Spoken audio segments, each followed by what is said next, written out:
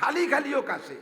নামাজের মধ্যে বিনা প্রয়োজনে কাশি দিলে নামাজ ছুটিয়া যায়, বিনা প্রয়োজনে কাশি দিলে নামাজ ছুটিয়া যায়।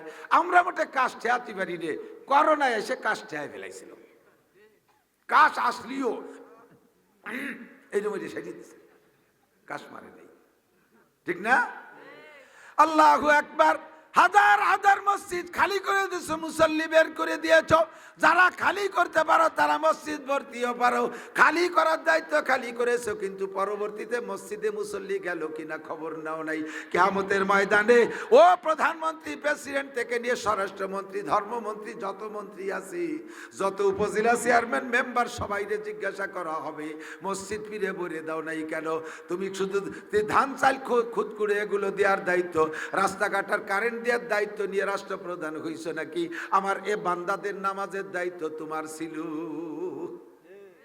বাঁচার জন্য আমি সহজ পরামর্শ দেই। টুঙ্গিপাড়ার মাহফিলও কইয়াছি, টুঙ্গিপাড়ার প্রধানমন্ত্রীর বাড়ির ধারে মাহফিল, সে জায়গাও কইছি। সে জায়গা তো আর অন্য দল না থাকারই কথা, একেবারে পাইকারি আমলিগ নির্ভেজাল। আমি সবাই রে হাত জায়গায় সমর্থন নিছি। জাতীয় সংসদ থেকে যদি নামাজের বিল পাশ করা হয়, আপনারা একমত কে কে? বলার সাথে সাথে সবাই হাত জাগাইছে।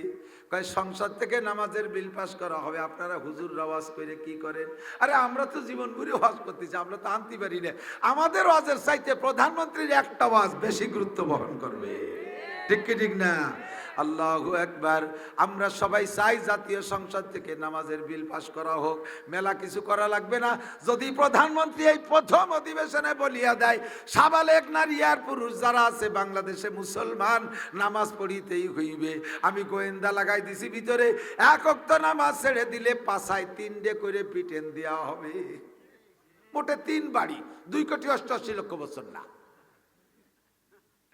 শত শত পিটেন না, সাপে কামড়াবে না, বাঘে খাবে না, আর 100 বছর জেল কাটা লাগবে না। এক ওয়াক্ত নামাজের কারণে 3 দিন জেলে আটকায় রাখা হবে, আর পাছায় 3 পিটেন দেওয়া হবে। এই ঘোষণা যদি সংসদ থেকে ছাইড়া দেয়, আর এটা যদি মিডিয়ায় সার্কুলার হয়ে যায়, আর পুলিশে যদি 8টা-10টা যুবক যুবতী বেনামাজিরে পার্কেতে ধরে নিয়ে, ওই পার্কে বসে বসে যারা তসবি টিপতেছে নামাজ বাদ দিয়ে, এই যে এরকম 8টা-10টারে ধরে নিয়ে যদি পাছায় 3 বাড়ি দিয়া জেলখানার মধ্যে আটকায় 3 দিন রাখে, ভাইরাল হয়ে গেলে বাংলাদেশে কোনো বেনামাজি থাকবে না। সংসদে নামাজের বিল পাস হইলে আপনারা খুশি কারা কারা? একটু হাত উঠান। বুড়োরা একটু চাদরের মধ্যে বেরো না। আমাদের এই হাত উঠানোতে সংসদে নামাজের বিল পাস হোক আর না হোক, মাশাআল্লাহ নামাজ আমরা উঠাইছি বলে কি মাইনে দেবে নাকি? কারণ যারা পাস করবে তারাই নামাজ পড়ে না। কাজেই এ কথা বলে লাভ নাই। তবে সমর্থন করছি বিদায় 16 কোটি বাঙালি মুসলমান নামাজ পড়লে যে নেকি হয়, আমরা সেই সরে চলে আসছি অন্যদিক। সময় আমার আপনার কম, অল্প হায়াত, সময় অল্প একটু হায়াত। যার যতটুকু হায়াত জানি না সামনে আর 1 মিনিটও বাঁচবো কি বাঁচবো না। আজকে এখন ঈশার নামাজ পড়ে বসছেন, আজকের ফজরের নামাজ পর্যন্ত বেঁচে থাকবেন কে কে গ্যারান্টি আছে কাহারও কাছে? আছে? যদি কোনো যুবক বাহাদুরি করে বলো আমার শরীর স্বাস্থ্য খুব ভালো, আমি আজই মাত্র চেক আপ করে আসছি, আমার দেহের মধ্যে কোনো রোগ নাই, আমি ফজর পর্যন্ত বেঁচে থাকবোই থাকবো। যদি বেয়াদবি করে দাঁড়ায় বলো আল্লাহ কায় তোরে মারবো সবাই আগে, তোরে এ জায়গাতেই বাড়ি যেতে দেব না, এমন ঘটনা ঘটতে পারে কি পারে না? আমার সামনে 1 মিনিটের হায়াতেরও গ্যারান্টি নাই, মরণের গ্যারান্টি আছে না নাই? আল্লাহ কয় সব কিছু অস্বীকার করতে পারো, ও বন্ধু মরণ রে অস্বীকার করতে পারবা না।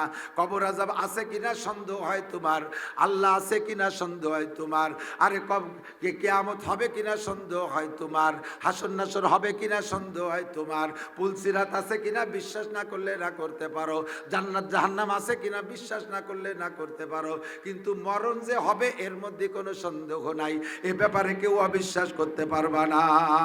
কুল্লু নাফসিন নাফসিন যায়কাতুল মাউত, এনি ম্যান এভরিবডি মরণশীল, সকলে মরিয়া যাইবা। এবার মরবা, কার হায়াত কতটুকু আছে জানি না, দূরে নেই। যা হায়াত বরাদ্দ ছিল সব পাওয়া হয়ে গেছে। আসল হায়াত হলো কবরে যাওয়ার পরে। আল্লাহ নিজেই বলেন আমাল হায়াতুদ দুনিয়া ইল্লা কলিল, এ দুনিয়ার জিন্দেগি একেবারে কম, একেবারে কম। আল্লাহ যারে কম বলে তার চেয়ে কম থাকে না, আর আল্লাহ যারে বেশি বলে তার চেয়ে বেশিও থাকে না। কতক্ষণ? আল্লাহ যদি কয় এটা সবচেয়ে কম, তাহলে তারপরে আর কম থাকে না। আল্লাহ যদি বলে এটা সবচেয়ে বেশি, তারপরে আর বেশি বলার জায়গা থাকে না। আল্লাহ কয় সবচেয়ে বেশি হায়াত আখিরাতে, বেশি হায়াত আখিরাতে, দুনিয়ার হায়াত একেবারে কম। তুলনা করতে যে উদাহরণস্বরূপ, আমার দিক খেয়াল করবেন দোস্ত, তুলনা করতে যে বুঝানোর জন্য বলি, এই জমিন থেকে প্রথম আসমান পর্যন্ত কত পথ? জীবন ভরে শুনছি 500 বছরের পথ। জমিনের থেকে প্রথম আসমান কত দূর? 500 বছরের পথ। কোন যানবাহনের নাম কইছে? পায়ে হাঁটা 500 বছর, ব্যানের 500 বছর, নসিমনের 500 বছর, কৃষির 500 বছর, যানবাহনের নাম কই নেই।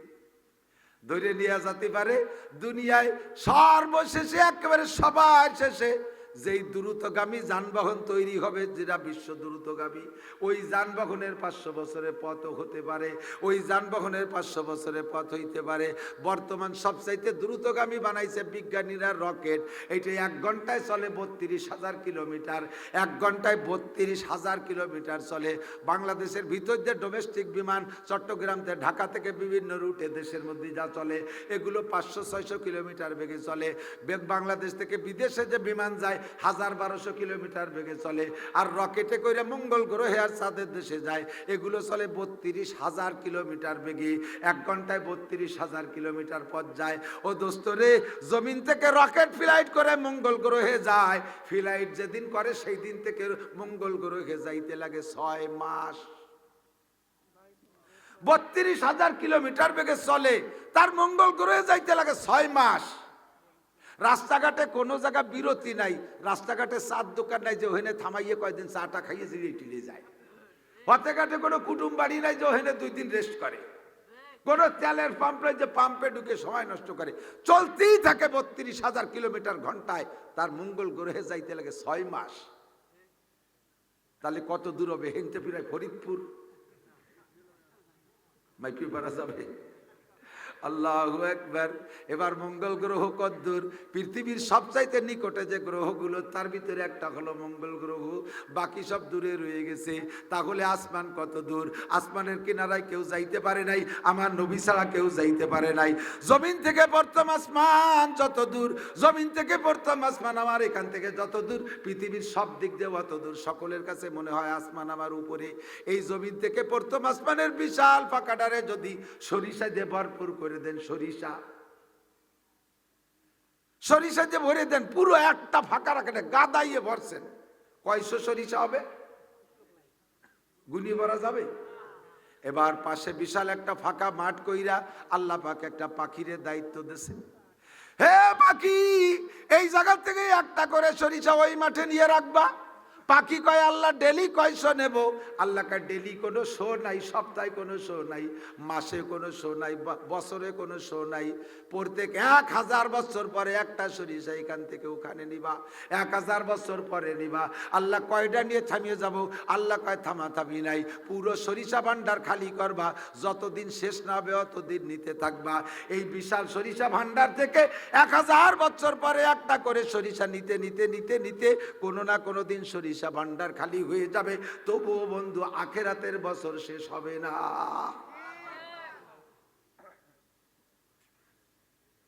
এই পাশে কথা বলি কিন্তু কথা কথা না, মুরব্বীরা খেয়াল করতে হবে।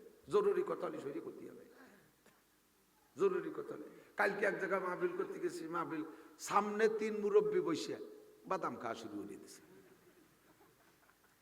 এমন 3 জন কতিও পারিনি, মিজাজ গেছিল গরম হইয়া। খানিক ওয়াজ শোনার পর একটা আইজে বাদাম কিনে নিয়েছি। আমাকে এই পাশে এক জায়গায় গেছি, সে জায়গায় এরকম আমার এই পাশে 2 মুরব্বী, এই পাশে 2 চেয়ারম্যান। কিছুক্ষণ পরে মানে রানিং চেয়ারম্যান আর এক্স চেয়ারম্যান, এই 4 জনে বাদাম কটা কিনে এনে পিছন দিয়ে খাওয়া শুরু করছে। আমার কাছে মাথা খারাপ হয়। আমি বললাম যে আপনারা খাচ্ছেন, আমার কটা দিল? আর আমার 1 মুঠ দিল। আমি বললাম আপনারা বসেন, আমরা 5 জন বাদাম খেয়ে নিই। এরপরে বসছে যে কি কইছি, এতক্ষণ বুঝেই নেই, একটু নাড়াচাড়ালি কথা কওয়া যায় না। আর দুনিয়ার হায়াত কি, এদিক তাকান, যে জগৎ যেমন সে জগতের সবকিছু তেমন। আমাদের দেশে খাল বিলি, পুঁটি মাছ একটু একটু, চেলা মাছ একটু একটু, সাগরের পুঁটিও বড়, সাগরের চেলাও বড়। এই পানির মধ্যে ভাইসে বেড়ায় খল্লা মাছ, ওই চোখ বসায় বসায়, চোখ বসায় নদীতে নদীতে, খল্লা কয় নাকি, খল্লা মাছ। আমাকে তো সেগুলো একটু একটু, নদী ছোট মাছ ছোট, সাগরের খল্লা মাছ এই গজার মাছের মতো এত বড় একটা, ঠিক না? যে জগৎ যেমন, আমাদের দেশে ওই যে পানির মধ্যে ভেসে বেড়ায় সুক্ষা লম্বা কাল্লে মাছ একটু একটু, সাগরের কাল্লে এত বড় একটা। সাগর বড় তার কাল্লি বড়, সাগর বড় তার সেলা বড়, সাগর বড় তার খল্লা বড়। আমার এলাকার খাল বিল ছোট, তার সব মাছ ছোট। আখেরাত বড়, তার সব কিছু বড়। বছরও বড়, দিনও বড়, মাসও বড়, সপ্তাহ বড়, ঘন্টাও বড়, মিনিটও বড়। যেই লোকটা দুনিয়ার জিন্দেগিতে 60-70 বছর হায়াত পাইছেন বাবা, আখেরাতের লম্বা লম্বা সেকেন্ড আর মিনিটের হিসেবে 70 বছরে হায়াত সমান সমান দুনিয়ার 70 বছরে হায়াত, আখেরাতের 2.5 থেকে 3 সেকেন্ড। এই 2.5 থেকে 3 সেকেন্ড দুনিয়ায় হায়াত পাইছেন, আর বিশাল হায়াত আখেরাতে রয়ে গেছে। যে জায়গা থাকবেন যতটুক, সে জায়গার জন্য করবেন ততটুক। এইটা হলো জ্ঞানীর পরিচয়। যে জায়গা থাকবো ততটুক, সেখানে করব ততটুক। এবার 2.5 থেকে 3 সেকেন্ড টাইমের ভিতরে আমার কামাই করতে হবে বিশাল আখেরাতের জন্য। জান্নাতিন তাজরি মিন তাহতিহাল আনহারু খালিদিনা ফিহা আবাদা। অসংখ্য নিয়ামত আপনি ব্যবহার করবেন। আপনারে বিল্ডিং, এদিক আপনারে বিল্ডিং দেওয়া হবে। ঢাকা শহরে বিল্ডিং বানাইতে যে টাকা লাগে, গ্রামে কিন্তু সে টাকা লাগে না। গ্রামে যে টাকায় দোতলা 3 তলা বিল্ডিং হয়ে যায়, ঢাকায় সেই টাকায় দোতলা 3 তলা বিল্ডিং হয় না। আরে গ্রামে যে কয় টাকায় বিল্ডিং এর জায়গা হয়, ঢাকায় সে কয় টাকায় জায়গার বিল্ডিং হয় না, বিল্ডিং এর জায়গা হয় না, ঠিক না? ওখানে কিনতে সেই রকমই লাগে। দুনিয়ার জায়গা জমি কিনতে বেশি টাকা লাগে না, আখিরাতের জায়গা জমি কিনতে বিশাল টাকা লাগে। আখিরাতের ভিতরে বিল্ডিং পাইবেন লাবিনাতু মিন ফিদ্দা, লাবিনাতু মিন যাহাব।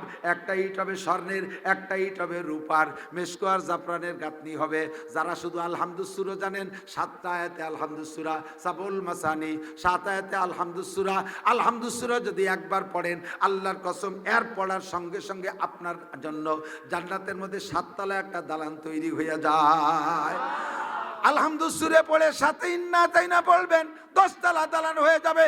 সাথে কুলুসুরা পড়বেন, 14 তলা দালান হবে। সাথে নাস পড়বেন, 20 তলা দালান হবে। সাথে ভালাক পড়বেন, 24 তলা দালান হবে। সাথে তাব্বাতিয়াদা পড়বেন, 29 তলা দালান হবে। সাথে ইজাজা পড়বেন, 29 আর 5 কত হয়, 34 তলা দালান হবে। সাথে সূরা কাফির পড়বেন, 34 আর 6 40 তলা দালান হবে। এমন করে পড়তে পড়তে যদি 30 পারা পড়ে ফেলাই দিতে পারেন, 6666 তলা দালান আল্লাহ পাক জান্নাতের মধ্যে আপনার আমলনামায় তৈরি করে দিবে। এর জন্য দুনিয়া থেকে ইট পাঠানো লাগবে না, বালি পাঠানো লাগবে না, সিমেন্ট পাঠানো লাগবে না, কন্ট্রাক্টর পাঠানো লাগবে না, রাজমিস্ত্রি পাঠানো লাগবে না। পড়বেন আর কোরআন শরীফের দ্বারা জান্নাতের মধ্যে বিল্ডিং হবে। স্বর্ণ আর রূপোর ইটের গাঁথনি, মেশকো আর জাফরানের গাঁথনি হবে। এই বিশাল আলিশান বিল্ডিং পাইতে হলে আপনাকে কি পরিমাণ টাকা কামাই করতে হবে?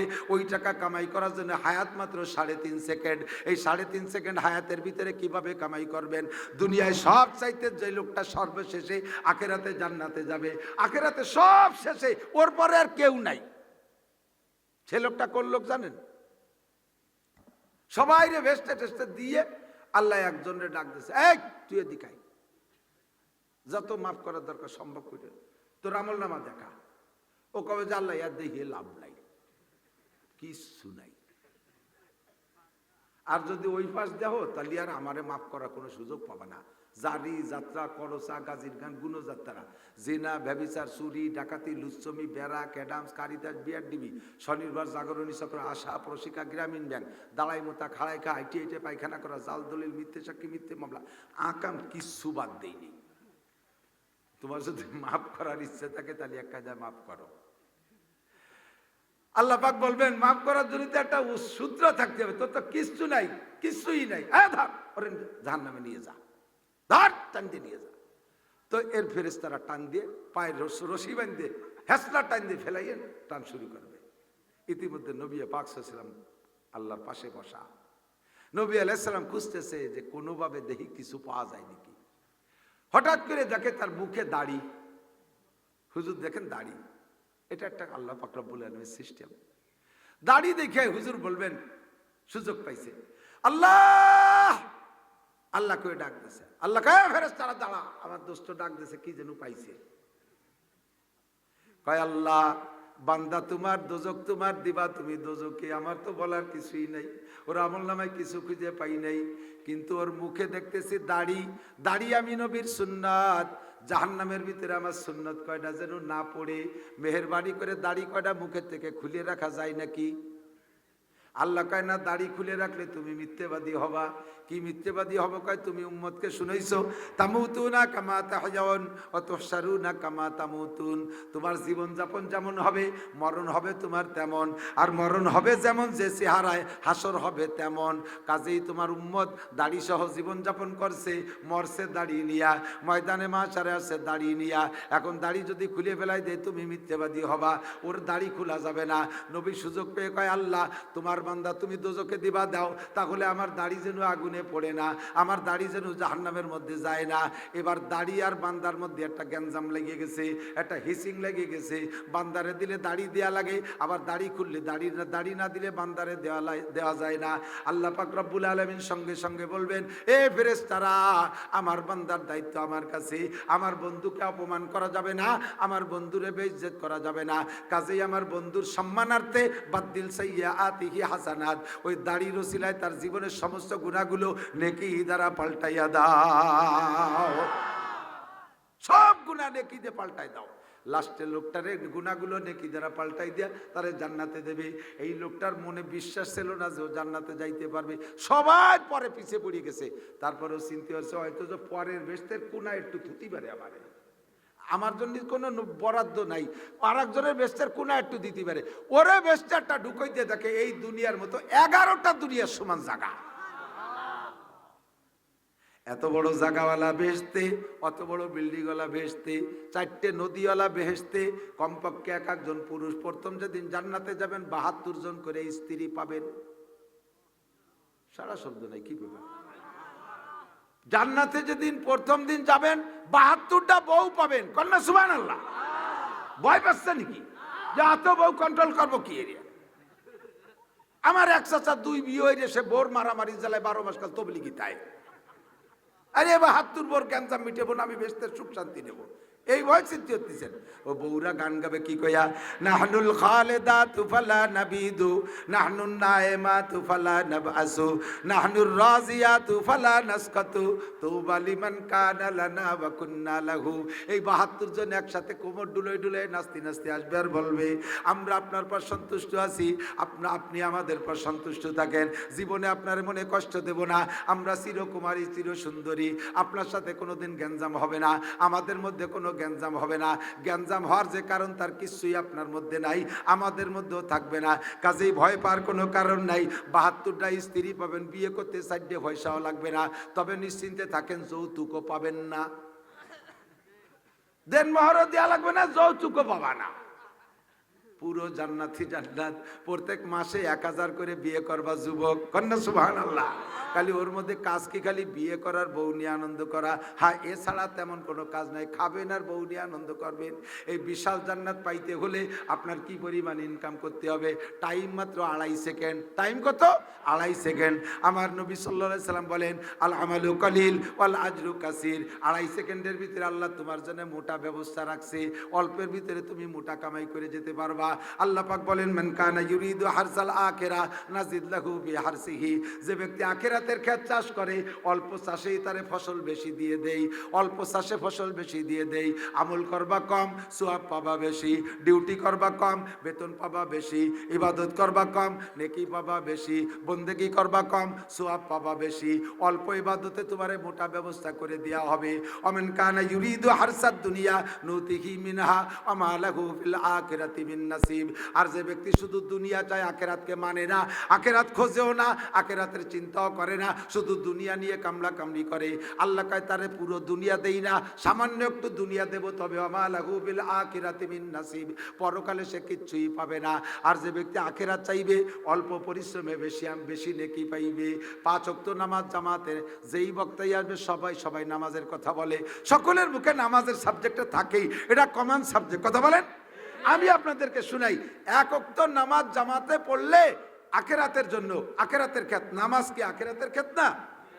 আখেরাতের ক্ষেত চাষ করবেন। এক ওয়াক্ত নামাজ জামাতে পড়বেন, আল্লাহর কসম আপনার আমল নামায় 527 ওয়াক্ত নামাজের সওয়াব দেওয়া হবে। নামাজ এক ওয়াক্ত সওয়াব 527 ওয়াক্ত। সাথে যে ওযুটা বানাবেন, ওযুর সময় একটু মেসাক করেন। মেসাক চেনেন? আর 20 বছর পরে আল্লাহ বাসালি মেসাক চেনবে না পোলাপান, সব বিরাস ফায়ার করে ঘুমেতে উঠিয়া। মাদ্রাসার হুজুরকে পকেটেও মেসাক পাই না, তালবি আলিমদেরকেও মেসাক বানাতে পারি না। পকেটে একটা মেসাক রাখবেন। মেসাকের মধ্যে 3-4 সুন্নত আছে।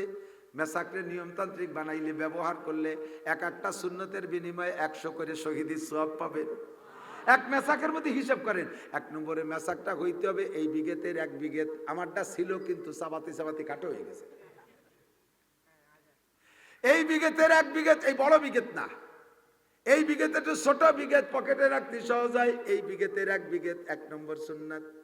2 নম্বরে এই সাইজের মোটা, যার যার হাতের কেনি আঙ্গুলের সাইজ মোটা।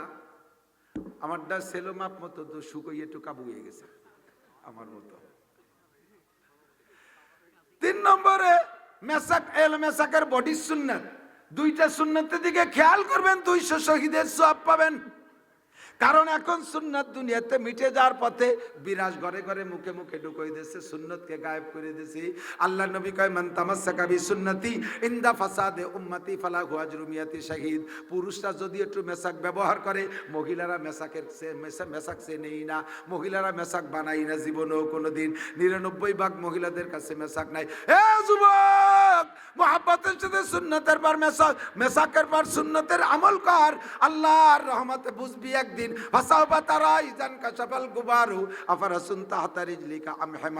হাসরের মাঠে যে যখন চোখের অন্ধকার কেটে যাবে, তখন তুমি মেসাকের ফজিলত বুঝবা। 100 শহীদের সওয়াব মেসাকটা লম্বা 1 বিঘত হইলে, এটা মোটা কেনি আঙ্গুল পরিমাণ হলে আর 100 শহীদের সওয়াব। ব্যবহার করার নিয়ম, ডাইন পাশ দিয়ে খাড়াভাবে ব্যবহার করবেন, এই পাশ থেকে ও পাশে 3 বার ব্যবহার করবেন, 100 শহীদের সওয়াব পাইবেন। যেই ওযু, যেই নামাজের ওযুতে মেসাক করে ওযু বানানো হয়, ওই মেসাকের ওসিলায় ওযুর নামাজের মর্যাদা আরো 70 গুণ বাড়িয়া যায়। অর্থাৎ 1 ওয়াক্তের বিনিময়ে আরো 70 ওয়াক্ত নামাজের সওয়াব দেওয়া হয়। 2.5 সেকেন্ডের ভিতরে পোষায় নিতে হবে। টাইম হলো 2.5 থেকে 3 সেকেন্ড। বিশাল জান্নাত দুনিয়া থেকে কামাই করে নিতে হবে। আল্লাহ পাক সহজ ব্যবস্থা রেখেছেন। মান কানা ইউরিদু হারসাল আখিরা। নামাজ পড়বো কোন জায়গা? জোর হলো না। নামাজ পড়বো কোন জায়গা? নামাজ পড়বো দোকানে। আরো জোরে, কোন জায়গা? ঘরের মধ্যে, যেখানে সেখানে। নামাজ পড়বো কোন জায়গা? কেন পড়বেন জানেন? আমি এর মধ্যে যদি ইন্টারভিউ নেই, 99% পাবলিক যারা মাদ্রাসায় পড়েন নাই, আলহামদুলিল্লাহ ইন্টারভিউতে ফেল। পারবেন না শুদ্ধ করে পড়ে শুনাইতে। এমন এমন ভুল পড়েন যে ভুলে নামাজ হয় না, ঈমানও নষ্ট হয়ে যায়। আপনি বলছেন সূরা কাফিরুন, কুল ইয়া আইয়ুহাল কাফিরুন, শুদ্ধ হলো লা আ'বুদু মা তা'বুদুন। হে কাফের হিন্দুরা শুনে নাও, তোমরা যে দেবদেবীর ইবাদত করো আমি তা করি না, করব না, তাই তো নাকি বলেন? কিন্তু আপনি লা রে না টাইনে পড়ছেন, কুল ইয়া আইয়ুহাল কাফিরুন লা আ'বুদু মা তা'বুদুন। তরজমা কি হয়েছে জানেন? মাথার পর বাস পড়বে শুনলে। আপনি নামাজের মধ্যে বলছেন, হে কাফেররা জেনে নাও, তোমরা এতদিন দেবদেবীর পূজা করছো, আমি করি নাই, সামনের থেকে অবশ্যই তোমাদের সাথে পূজা করবই।